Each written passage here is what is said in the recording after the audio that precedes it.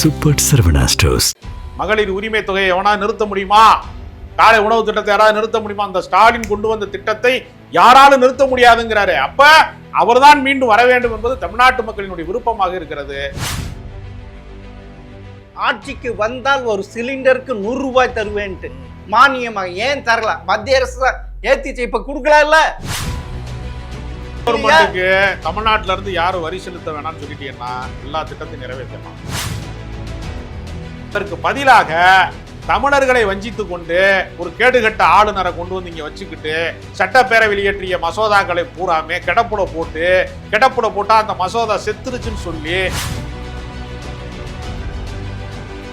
தன்னால் ஆள முடியாத மாநிலங்களை ஆளுநர்களை வைத்துக் கொண்டு ஆட்டம் காட்டக்கூடிய செயலை பாஜக செய்வதை மக்கள் பார்த்து கொண்டிருக்கிறார்கள். அதனால தூக்கி என்டிஏ கூட்டணியை தூக்கி குப்பை தொட்டியில போட்டுருவான் இந்த தேர்தலோட. என்டிஏ கூட்டணி சொல்றது எவ்வளவு பெரிய அயோக்கியத்தனம். எடப்பாடி தலைமையில் என்று கூட்டணி என்று சொல்லாமல் என்டிஏ கூட்டணி என்று சொல்ல வைத்தது யார்? பாஜக. சர்வநாசமாக்கிட்டு இருக்க அதிமுகவை நாசமாக்கி அந்த கட்சியை ஒழித்து கட்டுகிற வேலையை பாஜக முழுமையா செய்து முடித்து விட்டது. திரிசா கூடாவின் ஜோடியா வந்ததுக்கு திரு கருணாநிதி அவர்கள் மோடி வாழ்ந்தாரா? பொண்டாட்டியோட பேசுறீங்க. நீங்க இப்படி சொல்றீங்க. பொண்டாட்டியோட இருந்தா இப்படி இருந்தாரா?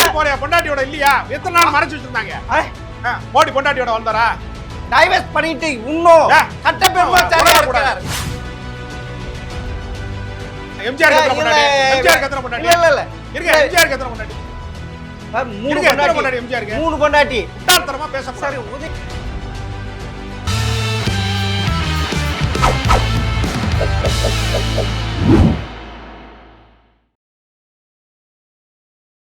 எம்டிவி நேயர்களுக்கு வணக்கம். அரசியல் விமர்சகர் ராஜ கம்பீரன் அவரை சந்திப்பவர். சார் வணக்கம். சார் வணக்கம். அதாவது ஸ்டாலினுக்கும் கொடுக்கப்பட்ட வாய்ப்பு மாதிரி அழகிரிக்கு ஒரு வாய்ப்பு தரப்பட்டது. ஆனால் மதுரைக்குள்ள நடந்த பல விரும்பத்தகாத சம்பவங்கள் அவருடைய இமேஜை சரித்தது. கட்சிக்கு அது நற்பெயருக்கு களங்கம் விளைவிக்குதுன்னு கட்சியை விட்டு நீக்கினதே கருணாநிதி தான். அதனால ஒரு வாய்ப்பு கொடுக்குறாங்கன்னா அதை நல்லபடியாக பயன்படுத்தி கொண்டால் தொடரலாம். அதனால எல்லாரையுமே அப்படி முன்னிலைப்படுத்த முடியாது. ஒரு மாநிலத்துக்கு ஒருத்தர் தான் முதலமைச்சராக முடியும், எல்லாரும் முதலமைச்சராக முடியாது. ஒரு கட்சிக்கு ஒருத்தர் தான் தலைவராக முடியும், எல்லாரும் ஆக முடியாது. ஏன் நரேந்திர மோடியே தலைவராக இருக்கிறாரு, அந்த கட்சியில் ஆளே இல்லையான்னு கேட்டால் யாராவது பதில் சொல்லுவாங்களா? அவருக்கு அந்த வயது கூட பாஜகவில் அந்த குறிப்பிட்ட வயதுக்கு பின்பு 75 வயதுக்கு பின்பு அப்படி நீடிக்கக்கூடாது என்று கூட அவங்க ரூல்ஸ்லாம் வச்சுருக்கிறாங்க. அப்படி தான் அத்வானியை காலி பண்ணாங்க. ஆனால் இந்த விஷயத்தில் மோடிக்கு ரிலாக்ஸ் பண்ணியிருக்காங்க, விதிவிலக்காக வைத்திருக்கிறார்கள். அப்போ எல்லா கட்சிக்குள்ளேயுமே இது மாதிரியான விஷயங்கள் இருக்கிறது. அதனால தலைமையாவே அவரே தான் இருக்கணுமா? அப்போ பாஜகவில் வேற ஆளே இல்லையான்னு கேட்டால் நீங்கள் அதுக்கு பதில் கிடையாது யார்ட்டையுமே. சரி சார். அதனால ஸ்டாலின் மீது உங்களுக்கு நீங்க வயிறு எரிய ஸ்டாலின் இன்னும் மீண்டும் ஆட்சி அமைப்பாரு, மீண்டும் அவருடைய நற்பணிகள் தொடரும். அவர் காலை உணவு திட்டத்தில் இருந்து, மகளிர் உரிமை தொகையில இருந்து, நான் முதல்வன் திட்டத்தில இருந்து, புதுமை பெண் திட்டத்தில் இருந்து எத்தனையோ நலத்திட்டங்களை செய்து கொண்டே இருக்கிறார். மக்கள் பயனாளிகளாக இருக்கிறவர்கள், மாற்றுத்திறனாளிகளுக்கு இப்பொழுது உரிமை தொகை வழங்கி இருக்கிறாங்க, உதவித்தொகை வழங்கி இருக்கிறாங்க. மீன்பிடி தடை காலங்களிலே மீனவர்கள் செல்ல முடியாது இருக்கக்கூடிய காலகட்டங்களுக்கான பணங்களை கூடுதலாக்கி இருக்கிறாங்க. எத்தனையோ கணவனால் கைவிடப்பட்ட பெண்கள் அதற்கான உரிமை எல்லா தொகைகளும் அவங்க கொடுக்குறாங்க. உதவித்தொகை விளிம்பு நிலை மக்கள், சாமானிய மக்களுக்கு செய்யக்கூடிய அரசாங்கமா இருக்கு. அதனாலதான் திருச்சியில சவால் விடுறாரு. மகளிர் உரிமை தொகையை எவனா நிறுத்த முடியுமா? காலை உணவு திட்டத்தை யாராவது நிறுத்த முடியுமா? அந்த ஸ்டாலின் கொண்டு வந்த திட்டத்தை யாராலும் நிறுத்த முடியாதுங்கிறாரு. அப்ப அவர்தான் மீண்டும் வர வேண்டும் என்பது தமிழ்நாட்டு மக்களினுடைய விருப்பமாக இருக்கிறது. உங்களை மாதிரி வயிறு எரிஞ்சு பேசுறவங்கனால அவர் மீண்டும் மீண்டும் வெற்றி பெறுவார் என்பதான் நிதர்சனம். அதே திருச்சி மாநாட்டில் திரு ஸ்டாலின் அவர்கள் ஏதோ ஒரு திட்டம் ஒரு குடும்பத்துக்கு போயிருக்கு, அது நமக்கு வாக்காக வரும், அதை வைத்து தன் தந்தை கருணாநிதி செய்யாத முடியாததை தொடர்ந்து ஆட்சிக்கு கட்டில அமைக்க முற்படுகிறாரா? கொஞ்சம் பக்கத்தில் இருக்க மாநிலம் ஆந்திராவுக்கு போங்க. ஜெகன்மோகன் ரெட்டி என்ற முதல்வர் இருந்தார். அவர் பல திட்டங்கள், இதே மாதிரி திட்டங்கள் செய்தார். ஒரு வீட்டில் ஏதாவது 2 திட்டம் இருந்தது. அவர் அனைவரும் அண்ணா அண்ணா என்று அழைத்தார்கள். கடைசியில் எதிர்கட்சி கூட ஆக முடியல.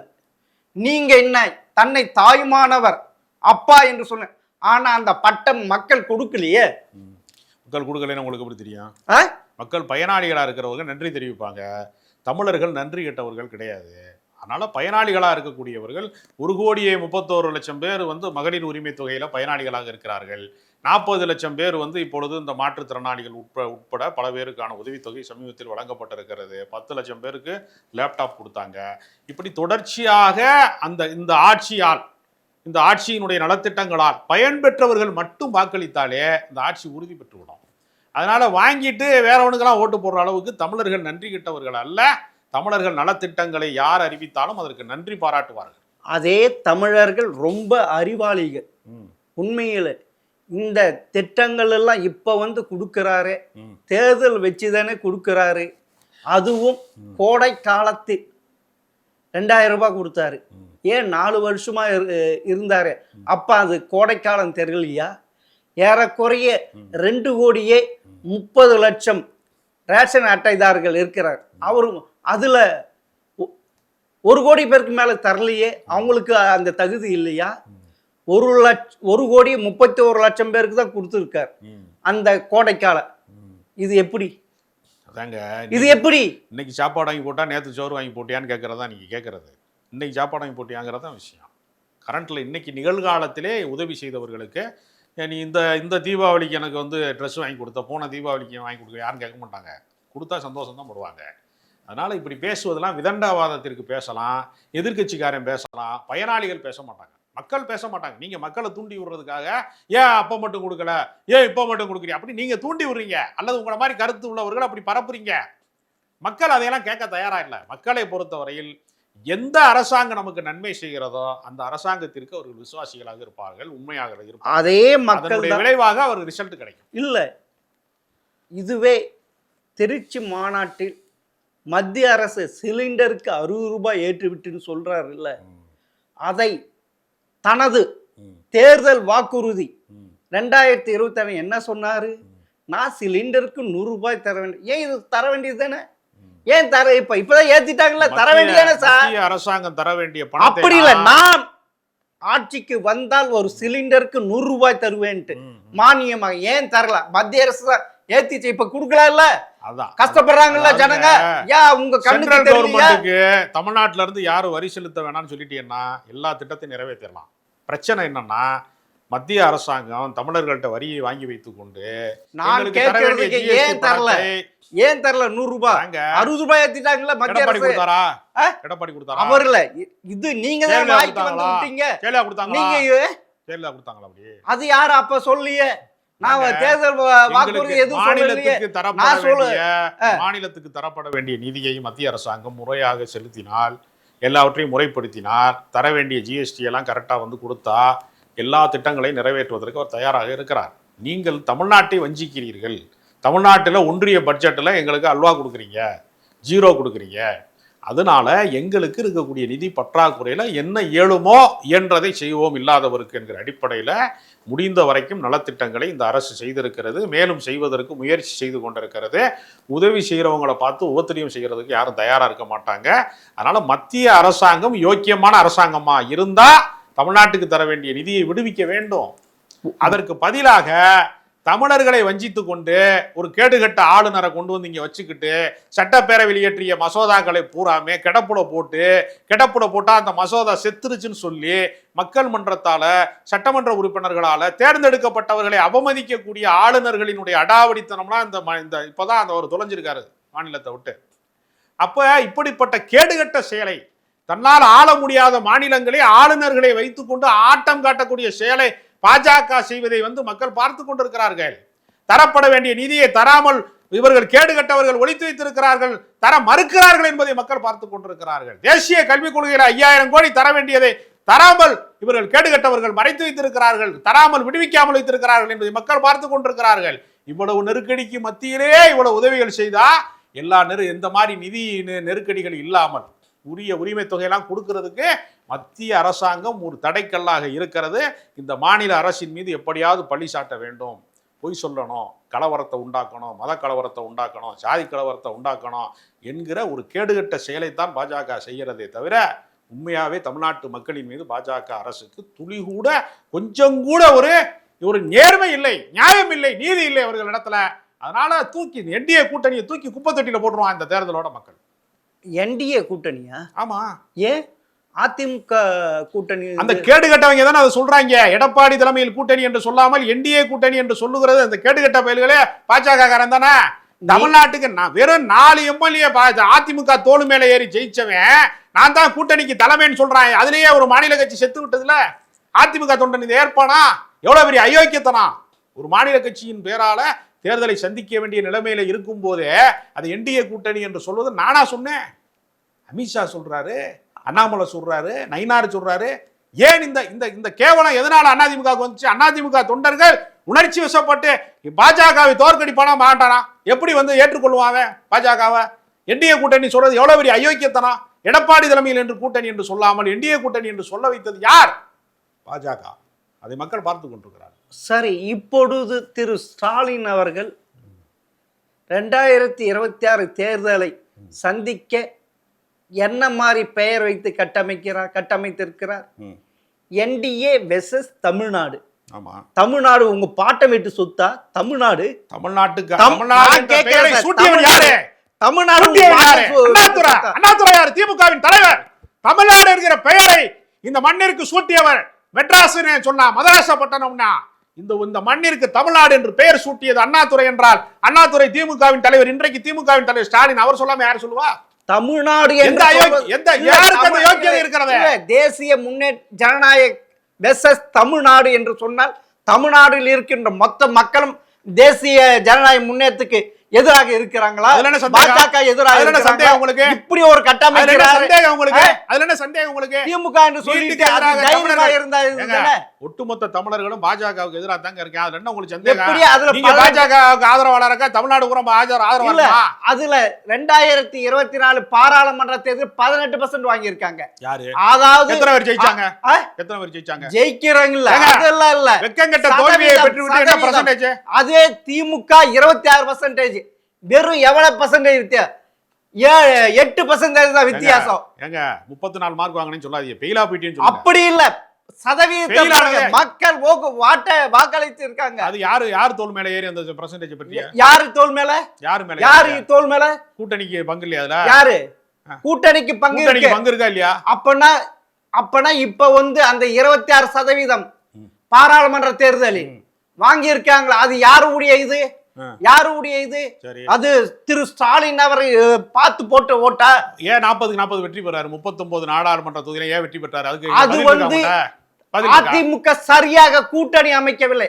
அனைவரும் தனித்து நின்றார். ஓடி போனாரு முதல்வர், பிரதமர் வேட்பாளர் யாருமே விட்டு ஏன் தப்பிச்சு ஓடுனாரு?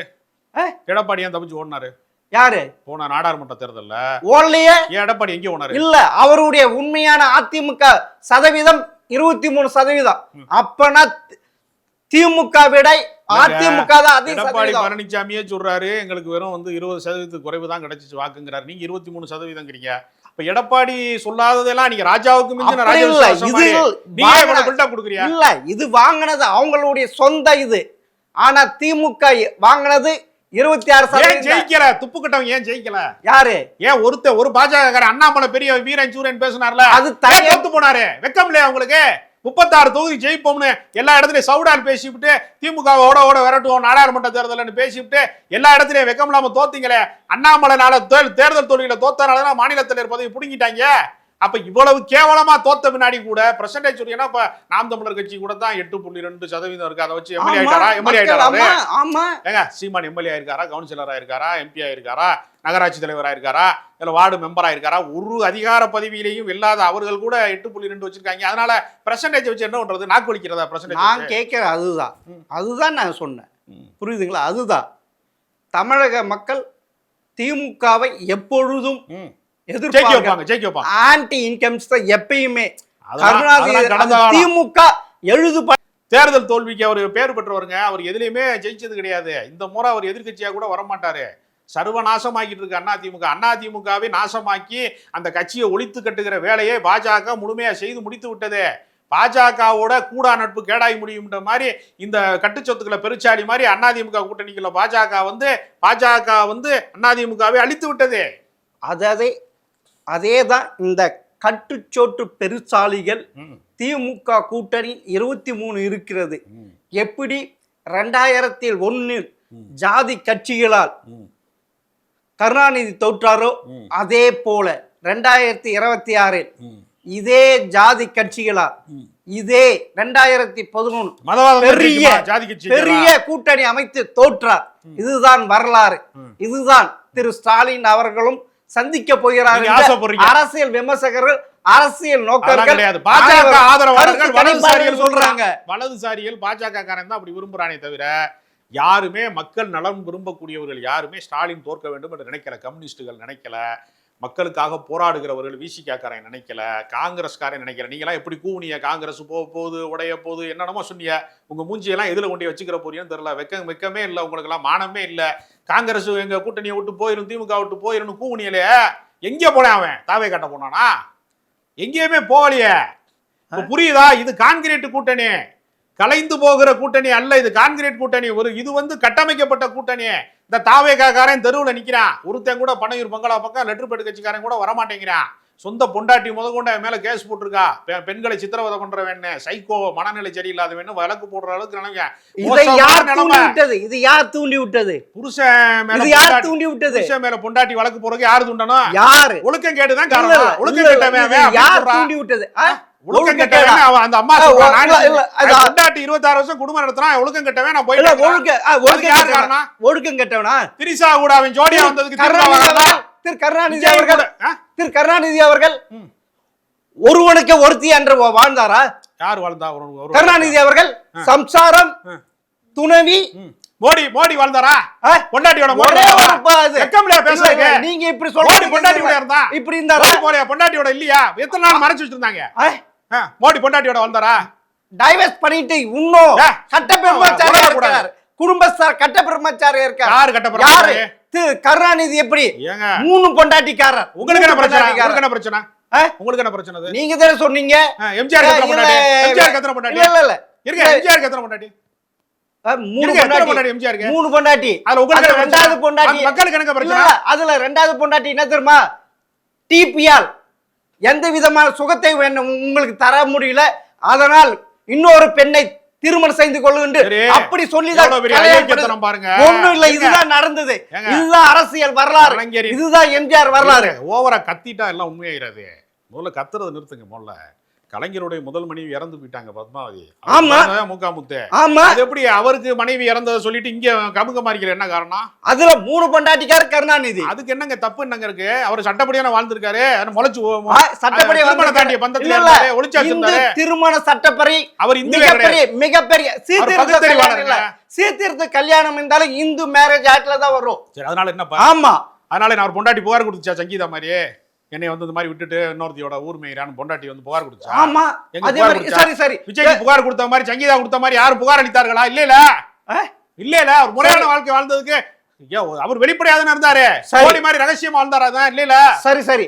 திரு ஸ்டாலின் அவர்கள் ஒரு நினைவு என்னால் என்றும் மறக்க முடியலன்ட்டு ஒரு தொலைக்காட்சிக்கு முட்டாள்தனமா பேசக்கூடாது. திமுகவை வீழ்த்தனுங்கிற காழ்ப்புணர்ச்சியில ஆதிக்க சாதி வெறியர்கள், பாஜக காரர்கள், பிராமணிய மனநிலை கொண்டவர்கள், பார்ப்பனிய மத வெறியர்கள், RSS காரர்கள் இதை வீழ்த்த வேண்டும் என்பதற்காக அப்பட்டமாக கட்டவிழ்த்து விடக்கூடிய இது மாதிரி பிரச்சாரங்களை மக்கள் முறியடித்து விட்டார்கள். நீங்கள் பேசுவது அயோக்கியத்தனம். நீங்க சிறைக்கு தான் போவீங்க. அவர் சொன்னது ஜெயிலுக்கு போறதுக்கு ரெடியா இருந்தா பேசுங்க. உங்க மேல வழக்கு போடுவாங்க. திமுக சார்பா வழக்கு போடுவாங்க உங்க மேல. இது சரி, முட்டாள்தனமா பேசக்கூடாது. உதயநிதி அவர்கள் நீங்க அயோக்கியனாக இருந்து கொண்டு முட்டாளா நடிக்கிறீங்க. மக்கள் நலனை விரும்பக்கூடியவர்கள் அத்தனை பேரும் திமுக மீண்டும் ஆட்சிக்கு வர வேண்டும் என்று விரும்புகிறார்கள். அந்த வெற்றியை உங்களை மாதிரி கூச்சல் போடுகிற, அவதூறு பரப்புகிற, அசிங்கப்படுத்துகிற, அவமானப்படுத்துகிற RSS பின்னணி கொண்டவர்கள், மதவாத பின்னணி யாருமே எல்லாமே நான் சொல்றேங்க. நீங்க வந்து முழுக்க RSS சிந்தனையில இருந்து நீங்க பேசுறீங்க, பார்ப்பனிய சிந்தனையில இருந்து பேசுறீங்க. நீங்க ஜனநாயக மாண்புக்கு எதிரானவர்கள் நீங்கள். அதனால ஒரு நாளும் வந்து ஜனநாயக சக்தியா இருக்க திமுகவை யாராலும் வீழ்த்த முடியாது. சரி, திமுக 200 தொகுதிகள் வின் பண்ணும் திரு ஸ்டாலின் அவர்கள் சொல்லுகிறார். அது நடந்துருமா? சந்தேகம் உங்களுக்கு? இப்ப நடக்கிற கூத்து பார்த்தா இப்படி இருக்க கூட்டணியை விஜய் அவர்கள் அதிமுக கூட்டணிக்கு வந்து விட்டார். ஏறக்குறைய அதிமுக 170 180 தொகுதிகள் வெற்றி பெறுவதற்கு வாய்ப்பு இருக்குன்றாங்களே. 30 தொகுதி கூட அதிமுக வெல்லாது என்பது இல்ல. இந்த கூட்டணி வந்தா விஜய் அங்க இருங்க. அதிமுக கூட்டணி வந்தா, விஜய் வந்து தேசிய ஜனநாயக முன்னணி விஜயால- கூட்டணிக்கு வந்தா 160 180 விஜய் வந்து அனைத்து அரசியல் நோக்கர்களும் பார்வையாளர்களும் கருத்து கணிக்கு இதுதான் சொல்றாங்க. அதாங்க பெய்டு யாரெல்லாம் பணம் வாங்கி கொண்டு பேசுகிறார்களோ அவர்கள் அப்படி பேசுவாங்க. ஆனால் மக்கள் வந்து விஜய் பக்கம் இல்லை, ரசிகர்கள் மட்டும்தான் விஜய் பக்கம் இருக்கா. ரசிகர்கள் மட்டுமே தான் தமிழ்நாட்டின் வாக்காளர்கள் அல்ல. பெரும்பான்மை வாக்காளர்கள் பல பேர் கரூர் நெரிசல் மரணத்துக்கு பின்பு விஜய் வந்து ஒரு வேஸ்ட் லக்கேஜ் என்று புரிந்து கொண்டார்கள். சொந்த மனைவியே வழக்கு போட்ட பின்னாடியே தன்னை துன்புறுத்தினான் என்று சொன்னதற்கு பின்பு தனிமனித ஒழுக்கமும் இல்லை, பொது ஒழுக்கமும் இல்லை, கடமை இல்லை, கண்ணியம் இல்லை, கட்டுப்பாடு இல்லை, அரசியல் பொது வாழ்க்கைக்கான நேர்மை இல்லை, நியாயம் இல்லை, எதுவுமே இல்லை. தற்கூரி அரசியலை செய்து கொண்டிருக்கிறார். அவரை பின்பற்றி ஒருத்தன் வந்தவன் ஆக்சிடென்ட் ஆகி ஐசியூவில் கிடக்கான். அமைச்சர் அன்பில் மகேஷ் பொய்யாமொழி போய் பணம் கட்டி அவனை காப்பாற்றி விட்டுக்கிட்டு இருக்காரு. இந்த நிலைமையில இருக்க அவன் கட்சிக்காரன் செத்தா கூட துக்கத்துக்கு போகாத ஒரு விஜயே நல்ல கண்ணை மட்டும்தான் அவர் வந்து பாடியை பனையூர் கொண்டு வாங்கன்னு சொல்லலையே தவிர எல்லா பணக்கார வீட்டு கல்யாணத்துக்கு போறாரு. நடிகைகளோட தான் அவர் வந்து சொகுசு வாழ்க்கையில் இருக்காரு. மக்கள் போராட்டத்தில் விஜய் கிடையாது. விஜய் ஒரு நாள் மக்கள் அங்கீகரிக்க மாட்டாங்க. விஜய் என்பவரு சினிமாவில தான் ஹீரோ, ஜீரோ. இல்ல அந்த விஜயை பார்த்து ஏன் திரு ஸ்டாலின் அவர் அவ்வளவு பயப்படுகிறார்? பயப்படுறது காரணம் இருக்கு. இருக்கிற அவர் பல இடங்கள்ல மரணத்தை விளைவிக்கிறார். பல இடங்கள்ல அவர் போராட்டம் பூரா உயிர் பலியாகுது. அதுக்கு தான் பயப்படுறாங்க. மக்களை சாகடிக்கிறான் ஒருத்தன். 50 பேர் மேல போயிட்டாங்க. இப்ப வெயில்ல ஸ்ட்ரோக்ல ஒருத்தன் சாகுறான். பல இடங்கள்ல உயிர் பலி ஆகுது. நெரிசல் மரணத்துல சாகுறான். தமிழ்நாட்டு மக்களை கூட்டம் போட்டு சாகடிக்கக்கூடிய இடத்துல விஜய் இருக்கிறதுனால திமுக பயப்படுது. ஏன்னா மக்களை காப்பாற்ற வேண்டிய பொறுப்புக்கு திமுக இல்ல. அவருக்கு இருக்கிற வாக்கு எப்படி வருமோ, நாம் எப்படி தோற்று விடுமோ, பெண்கள் வாக்கு போய்விடும், ஜென்சி வாக்கு போய்விடும், இளைஞர்கள் வாக்கு போய்விடும். இதெல்லாம் உங்க ஆசைங்க, நடக்காதுங்க. உங்க ஆசை இதெல்லாம். நீங்களாம் ஆசைப்படுறீங்க பிஜேபி வந்து ஜெயிக்கணுங்கிறக்காக நீங்க பேசுறீங்க. நீங்க அதிமுக வந்து வீழ்ச்சி அடைகிறத ரசிக்கிறீங்க. தமிழ்நாட்டு மக்கள் அதை ஒருபோதும் பிஜேபி ஏற்க மாட்டாங்க, விஜய் ஏற்க மாட்டாங்க. தமிழ்நாட்டு மக்கள் அரசியல் அறிவுள்ளவர்கள். பைத்தியக்காரன் பின்னாடி யாரும் போக மாட்டாங்க. அப்பனா திரு ஸ்டாலின் அவர்கள் தான் வின் பண்ணுவாங்கன்ட்டு அதுல என்ன சந்தேகம் உங்களுக்கு? ஸ்டாலின் 200 தொகுதிகளுக்கு மேல வெற்றி பெறுவது உறுதியாகி விட்டது. அதுல என்ன சந்தேகம் உங்களுக்கு? உங்களுக்கு அரசியல் அறிவு இல்லைன்னா அதுக்கு நான் என்ன செய்ய முடியும்? அவர்தான் வெல்வார். அவருடைய வெற்றியை தடுப்பதற்கான தகுதி எடப்பாடிக்கு இல்லை, நயினார் நாகேந்திரனுக்கு இல்லை, அண்ணாமலைக்கு இல்லை, விஜய்க்கு இல்லை, திரிஷாவுக்கு இல்லை, யாருக்குமே இல்லை. மிக்க நன்றி சார்.